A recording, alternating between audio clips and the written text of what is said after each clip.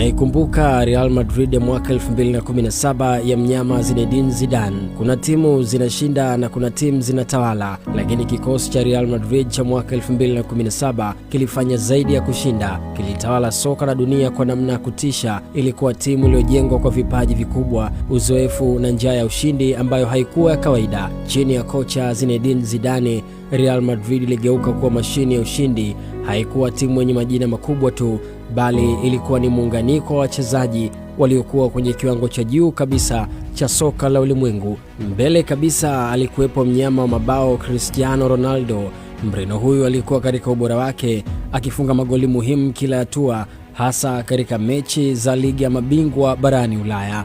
Pembeni yake walikuwepo mafundi kama Karim Benzema na Gareth Bale, waliunda safu ya ushambuliaji iliyoogopwa zaidi Ulaya, BBC. Kiungo kilikuwa na orchestra soka, Luka Modric, Toni Kroos na Casemiro. Waliendesha mchezo kwa utulivu, akili, nguvu pamoja na vipaji vya hali ya juu. Modric na Kroos walipiga pasi za maana ambazo zingeweza kabisa kumaliza mchezo, huku Casemiro akiwa ngao imara iliyovunja mashambulizi ya wapinzani.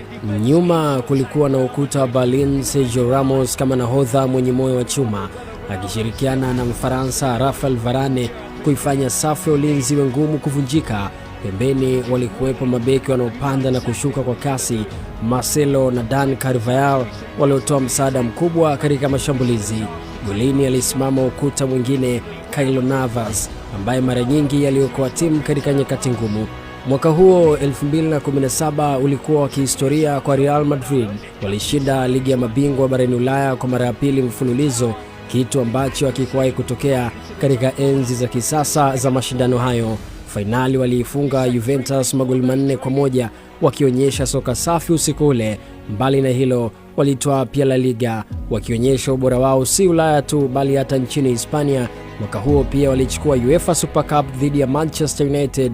Baadaye wakatoa FIFA Club World Cup, wakithibitisha kuwa wao ndio walikuwa wafalme wa soka duniani. Kikosi chote kilikuwa na ubora, hata benchi kulikuwa na wanaume haswa. Fundi wa Kihispaniola Isco, Marco Asensio, Alvaro Morata na James Rodriguez. Wachezaji walioanza kikosi cha kwanza walikuwa moto, na hata wale waliokuwa benchi nao walikuwa moto kote mbali. Real Madrid ya mwaka 2017 ilikuwa zaidi ya timu, ilikuwa enzi, ilikuwa kikosi kilichochanganya vipaji, uzoefu na moyo wa ushindani na historia.